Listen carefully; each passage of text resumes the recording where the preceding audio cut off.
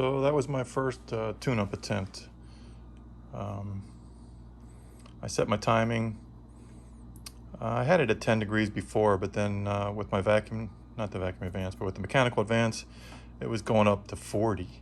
So I didn't think I could get 30 degrees of advance out of this distributor. It's a ProMAXX. Is that what it is? ProMAXX? Pertronics, geez.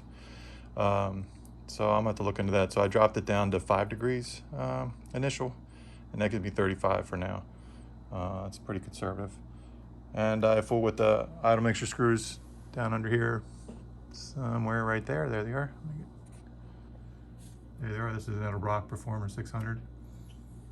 I got my maximum idle speed, and then screwed them back in just a little bit so that I don't foul my plugs. And I got the idle set to about 750 right now. Seems to be pretty good. If I get it down below 700, it just wants to stall out. It's got a pretty good chop to it, so it sounds okay. I do have a problem up front here somewhere. I've got this, I don't know if you can hear that rattling noise, that squeak. Yeah, so when it's idling, this thing is making a noise. You can probably hear it in the video. So let me start it up and see if I can find out what that is.